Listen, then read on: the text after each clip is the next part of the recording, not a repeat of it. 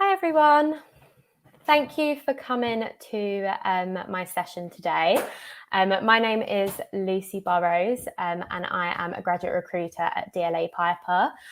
Today I will be talking through the application process at DLA Piper and opportunities that we have available to you. So starting off with my presentation, today I'm going to talk about what you should do before applying for a role at DLA Piper. Your CV format, what you should include in your CV, what we look for in CVs, and maybe what to avoid on your CV as well. The commercial awareness question that we ask, how to answer that. And then I will be running through some tips on psychometric testing and opportunities that we have available at DLA Piper. So we have around 20 minutes today. And then after that, we will have a 10-minute Q&A. So if you do have any questions, please ask them in the Q&A function. So starting off about what you should do before applying for DLA Piper or just any company in general, it is really, really important to do your research. So attending events like today hopefully is giving you the opportunity to learn more about organisations and find out whether they are the right firm for you. The other ways you can do this is looking at the firm's websites, your career service, your university, or any other sector websites. A lot of law firms do promote their roles through this, and I think it's really important to do your research to see if it's the culture that you would like to work for and whether you think you align your values to the firm.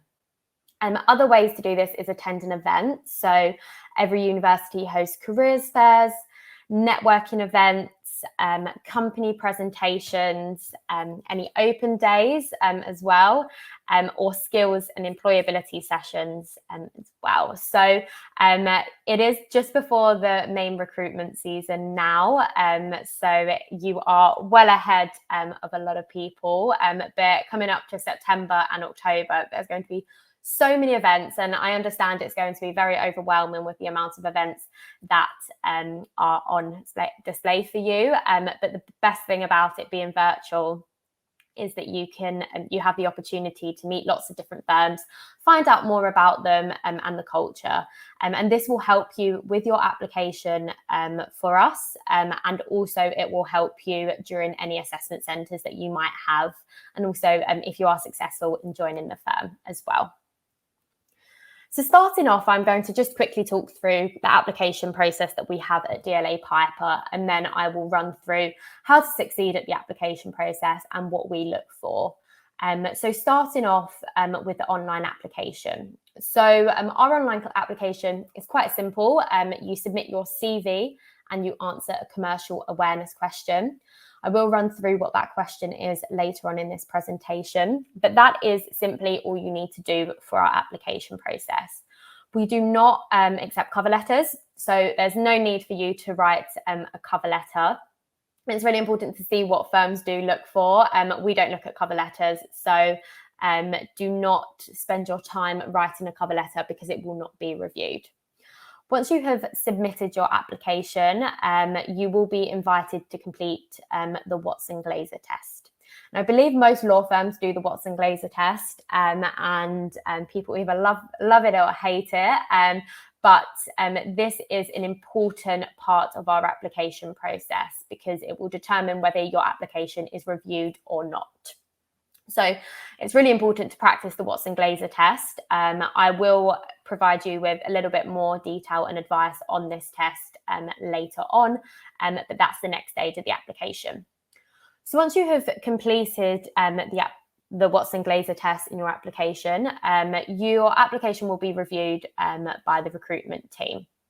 And if you are successful, you'll be invited to our assessment centre, which is a half-day assessment centre consisting of a group exercise, a presentation, and an interview.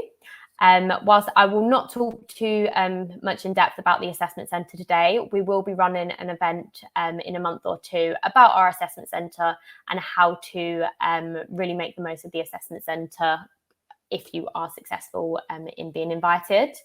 And after the assessment centre, you will find out if you have been offered. So that is the process that we have at DLA Piper for our summer internship programme and graduate programme. And then if you are offered a place, then you will join us in the summer for either the internship or if you are successful on the graduate programme.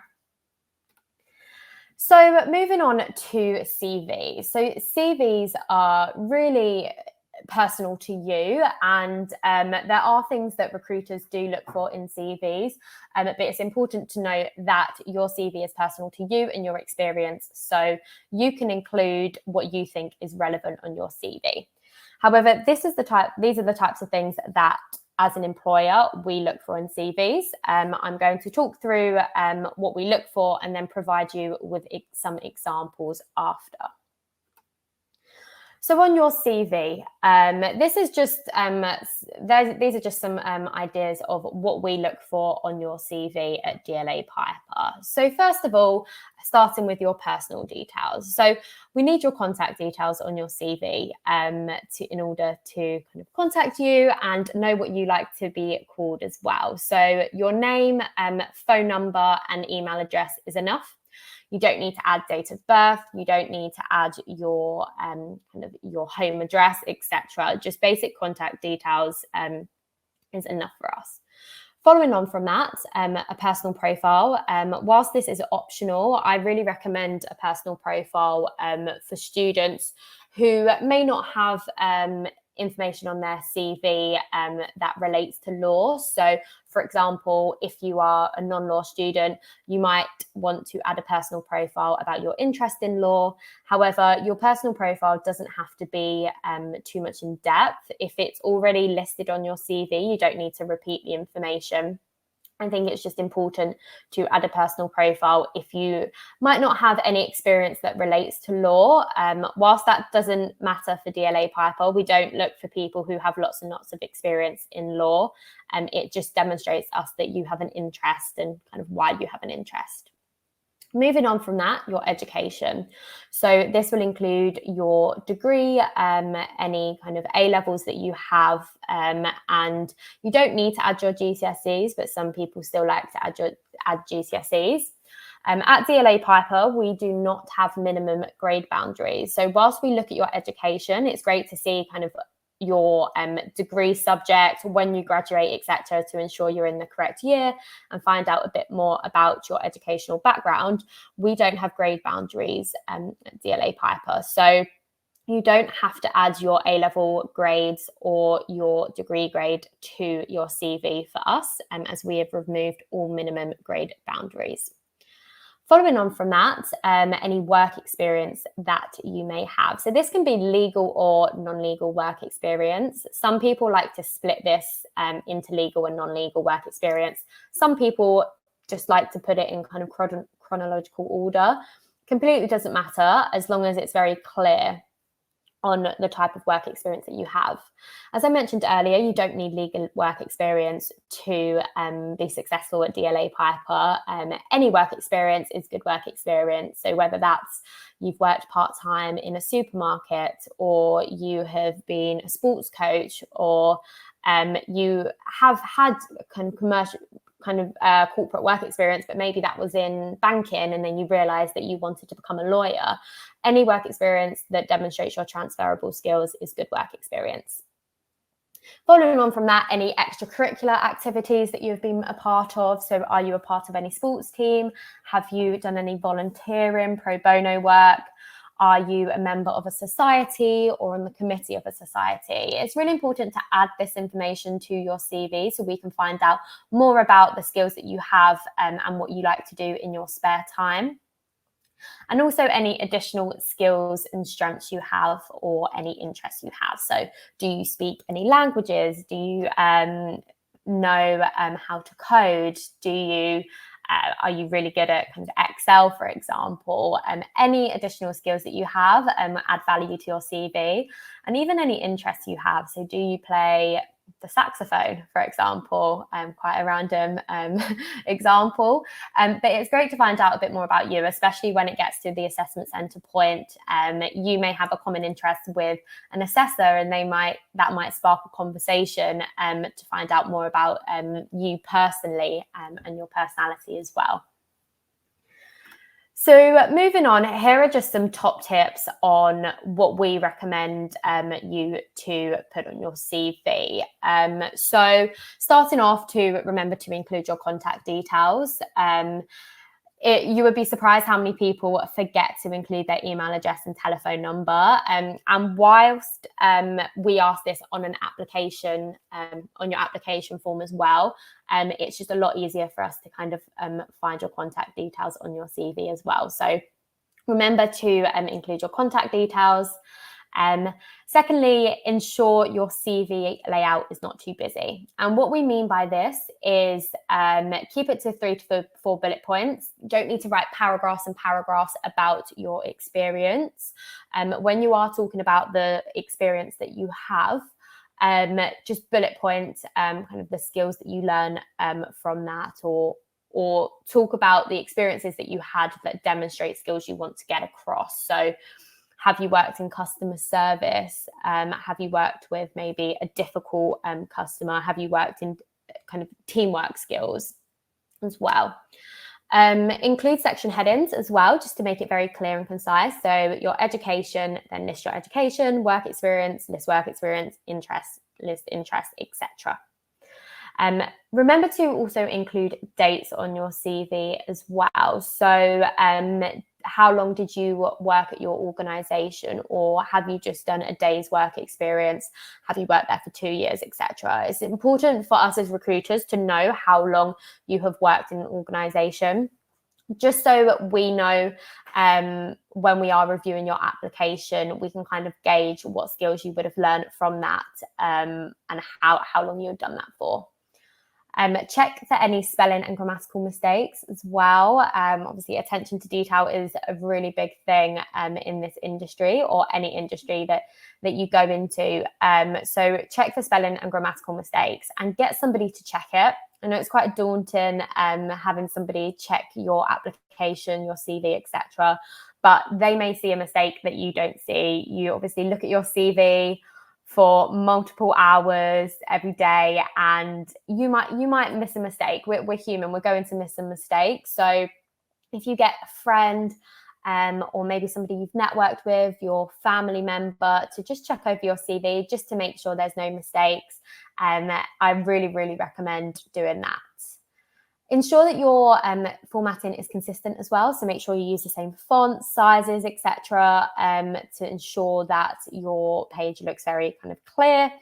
You don't need to add any kind of funky details to your CV. It can just be black and white, very kind of bullet points, straightforward, just really clear and easy to read. Remember to be specific and quantify your achievements as well. And when you are talking about your achievements, use first person. Even if you were talking about kind of teamwork skills, talk about what you've done as well. A lot of people tend to write about what they've done in general as a group, and sometimes that can put you at a disadvantage because we don't know who else was in your group. So it's really important to talk about what you've done specifically, because it's your CV. You need to sell yourself on your CV. You don't need to list out every grade for individual modules that you have taken unless this is requested. We don't look at that at DLA Piper. If there are some modules that you think are relevant that you want to talk about, then of course you can write a couple of modules, but you don't need to write every module as well. Then also describe the roles and responsibilities in detail. Sell your achievements, and do not include unnecessary detail if it's not noteworthy as well. Just really remember, your CV is a way to sell yourself to an organisation. So you don't want to undersell yourself. We receive lots and lots of applications a year. Sell your achievements. Sell exactly what you've done. Brag about kind of the opportunities and the experiences that you have. And then finally, have your CV as 2 pages maximum. Ideally, your CV should be 1 page at this stage. However, if it does go to 2 pages, that's no problem. You might have had a lot of experience. You might be a career changer, for example. So your CV will definitely be a lot longer. And then moving on from this, here are just some examples of CVs that we look at DLA Piper. So obviously they're not legal related CVs, but it's just in terms of the layout. So there's a single column layout. You can see that this is very clear and concise. There's bullet points. You can see how long they were at the company for, and they have different section headings. It's very clear and easy to read, and it's probably one of the most commonly used formats. Moving on to this is a double columned format where you can see that the titles headings are at on the left hand side, and then on the right hand side there are that's the experiences that they had. Again, it's clear and easy to read, and probably the second most commonly used format.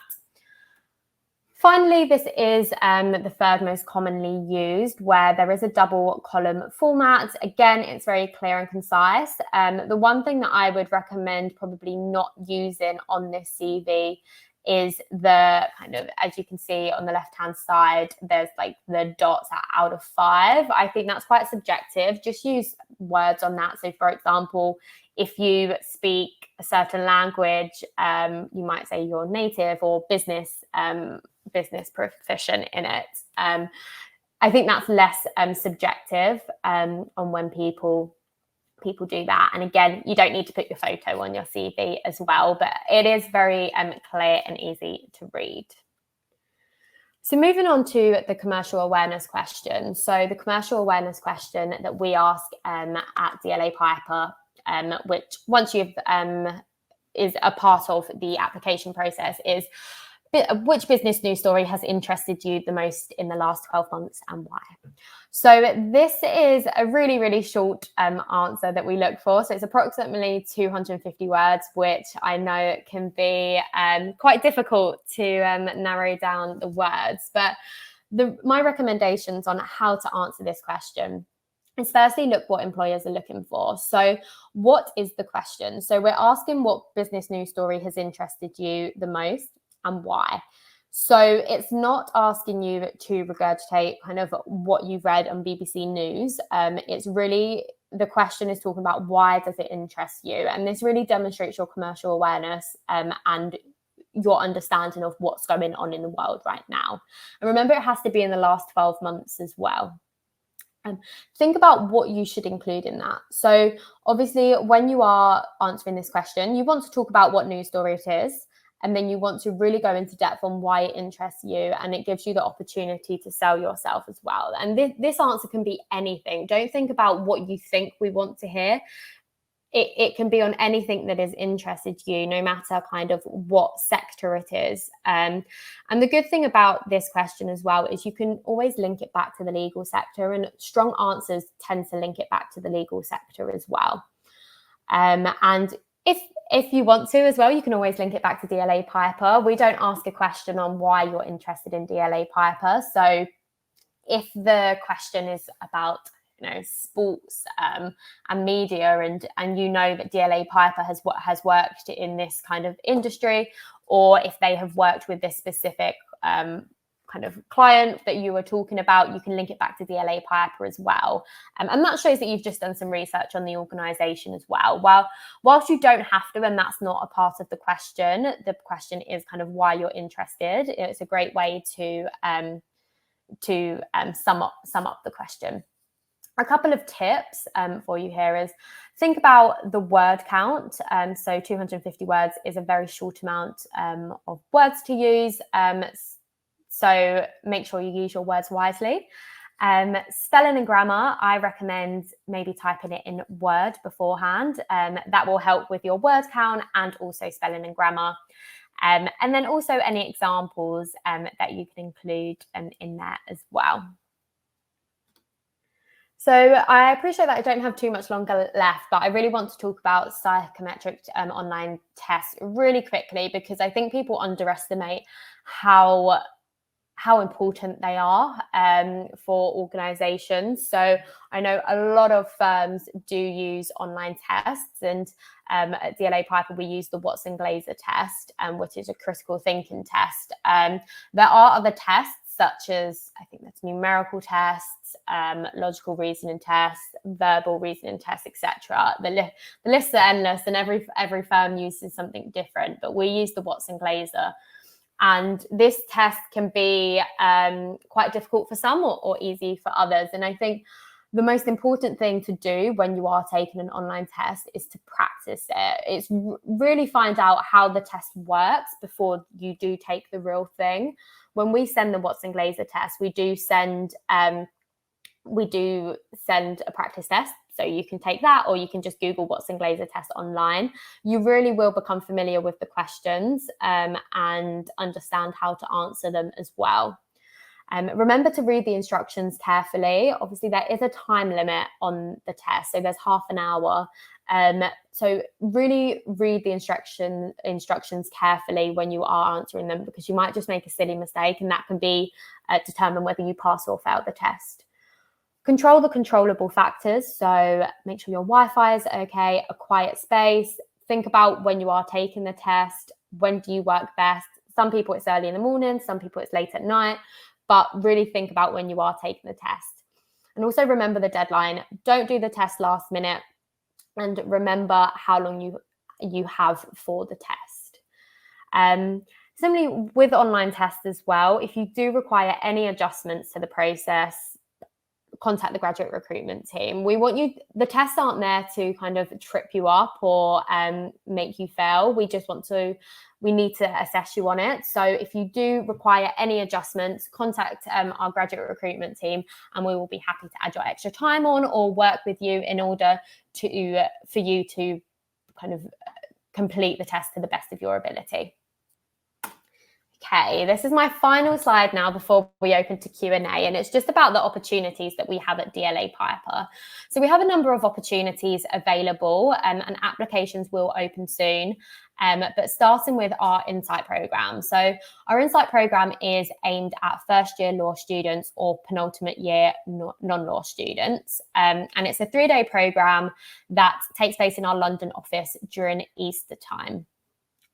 This program is designed to, as it says, provide you with an insight into the world of law and also DLA Piper. It's really there for you to find out a bit more about the industry and whether you really think it's the right industry for you to work in. For applications for this will open on the 29th of November, and it's just a CV review and an answer to the commercial awareness question. So you won't complete the Watson-Glaser for this, but applications are all reviewed for this session. If you are successful on the Insight program, you have the opportunity to be fast-tracked for our following year's summer internship program as well. We also have the summer internship program, which is a 3-day program designed for students in their penultimate year of law or final year non-law. If you are past this in your degree, you can still apply, but that's the minimum that you can be in. Applications open on Monday, the 6th of September for our summer internship, and they close on the 31st of December, but we do review applications on a rolling basis. Our graduate program, so we have an international program in Australia, Hong Kong, Ireland, the UAE and the UK, and there are 4 6-month rotations with the opportunity to have international and client secondments. We do recruit predominantly, if not all of our graduates through our internship program. So we are not recruiting for the graduate program at the moment. But if you are interested in the graduate program, I really recommend applying for our 2022 summer internship because you will be considered automatically for a training contract for 2024. So that is kind of everything that I have to go through today. Apologies for going through the last 3 sessions really quickly. I was aware of time. I was trying to cut it down, but I can just talk for ages about this. So I'll pass over to Ali, who's going to share some of the questions with me. Yeah, Lucy, thank you so much. There was an excellent level of detail there, to the point where I think some of the questions that came through and then were liked have now been covered. So if one of your questions has got quite a few likes, but I think it's been covered, hope you don't mind, but I might either will touch on it very quickly or maybe skip it out. And if you feel it hasn't been covered, we can cover that in the booth. Anyhow, the one I don't think you covered, but has got the most likes is, can we add our virtual experiences, i.e. virtual internships and vacation schemes, to our CV? Yes, of course. Yeah, definitely add all of the experiences to your CV. I think the past year and a half has been difficult for everyone, and all experiences are virtual now, and recruiters know that, and recruiters understand that. And I think virtual experiences, you would have learned so much from it as well. And yeah, definitely add it all to your CV, because it also shows your interest in the sector and what you've done during this kind of difficult time that people have not been able to see people in person. Yeah, it shows that you're being very proactive, doesn't it? So yeah. Get them in. Great question, this one. So what answers to the commercial awareness question have you been really impressed by? Okay, that's a really good question, actually. I think there's a variety of answers, but I think the ones that really stand out are the ones that are actually really unique and not spoke about a lot. Obviously, there are some answers to questions that tend to be a bit more common. So there have been a lot of answers that I read in my time about Brexit, about COVID, etc., which I'm not saying they are wrong, because a lot of answers to questions do relate to COVID now because of the ways that firms are working. But there's been a couple of them that I've been really interested in, because I haven't heard about it before. I think somebody spoke about Greg's vegan sausage roll and the influence on social media and things like that. And I thought that was quite an interesting topic, because it showed a bit about that person's personality and what they're interested in reading. But they really went into detail about how it has, like, how things like that can impact the law, etc. So as I said, it can be on anything that you're interested in, as long as the topic, you are generally interested in it and you're explaining why you're interested and how it links back to kind of law, etc., then those answers tend to be the best. I'm not saying the ones that talk about Brexit or COVID don't go well, like, because they are still great questions, but I think the ones that stand out to me are really the ones that I haven't read much about. Yeah, good. Make yourself stand out. I guess you get a lot of applications, so to try and differentiate yourself from everyone else is a good tactic. And it's kind of related to that, someone else has said, and you've covered a few things, but how would you go about analysing a business news story? Is there any particular things that people have done that have made that element really stand out?